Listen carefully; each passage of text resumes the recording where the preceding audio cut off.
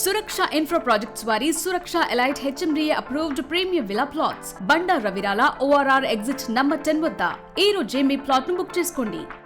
Bachupally police station పరిధిలోని ప్రగతి నగర్ లో ఘోర అగ్ని ప్రమాదం సంభవించింది. ఏదైతే విఎన్ఆర్ కాలేజ్ వద్ద ఉన్నటువంటి ఫర్నిచర్ షాపులు పూర్తిగా కూడా తగలబడిన పరిస్థితి. ప్రస్తుతం మనతో ఒక ఫర్నిచర్ షాప్ కి సంబంధించినటువంటి ఓనర్ ఉన్నారు. అసలు ఏం జరిగింది, ఏంటి, ఏ టైంలో జరిగిందో తెలుసుకుందాం.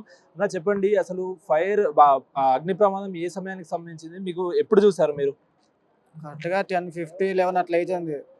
ఇంట్లో కూర్చొని తింటుంటే సడన్ గా మంటలు వచ్చేసినాయి. పక్కగా బయటకు వచ్చి చూసాము, ఏముందని బయటకు చూస్తుంటే అక్కడ కరెంట్ వైర్ కాడ నుంచి మనకి దివాన్ల మీదకి వచ్చేసింది.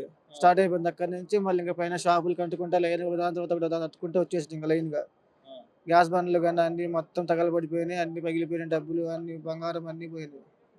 అన్నా మరి చూస్తుంటే మొత్తం అన్ని షాపులు కూడా కాలిపోయినాయి. అయితే ఆ సిలిండర్లు బేరే ఇట్లా అయినాయి అని కూడా కొందరు చెప్పుకుంటున్నారు. అసలు ఏం కారణం? ప్రధానంగా ఏమైనా శబ్దాలు వినిపించినాయి మీకు సిలిండర్లు బేలినట్టు?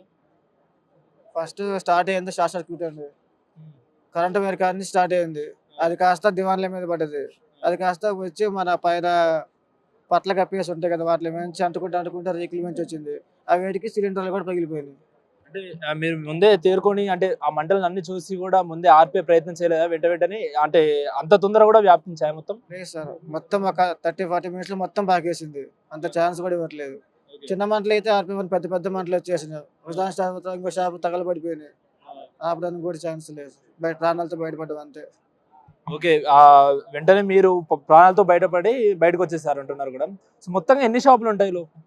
మొత్తం 40-45 అంతే సార్. అన్ని తగలబడిపోయినాయా, లేకపోతే ఏమన్నా ఇంకా కాపాడారా?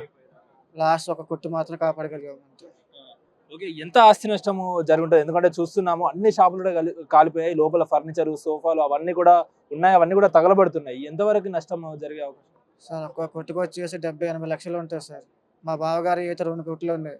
మొత్తం ₹1 కోటి దాకా మొత్తం పోయింది పాపం. అంటే ఒక్క షాపు దాదాపు 70 లక్షల నుంచి ₹1 కోటి వరకు ఆస్తి ఉంటుంది. 70-80 లక్షలు ఉంటాయి సార్. వాళ్ళు సంపాదించుకున్న డబ్బులైనా కానీ, బంగారమైనా కానీ అన్ని పోయినట్టే. 80-90 లక్షల దాకా ఉంటాయి సార్.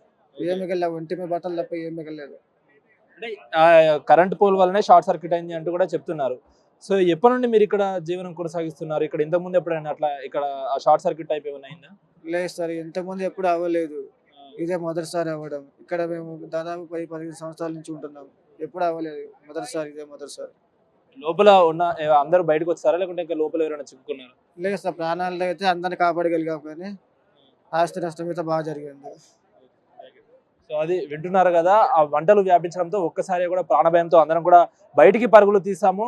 అందరినీ కాపాడుకునే ప్రయత్నం చేశాం, కానీ తమ సరుకును, అదైతే వాళ్ళ ఫర్నిచర్ షాప్ సంబంధించినటువంటి సోఫాలు అవన్నీ కూడా కాపాడుకోలేకపోయాము. దాదాపు 70 లక్షలకి పైగా కూడా ఆస్తి నష్టం జరిగిందంటూ కూడా బాధితులు కన్నీరు మున్నీరు అవుతున్న పరిస్థితి అయితే కనిపిస్తా ఉంది. ఇప్పుడు శివాతో అక్రమ్ టీవీ, ప్రగతి నగర్.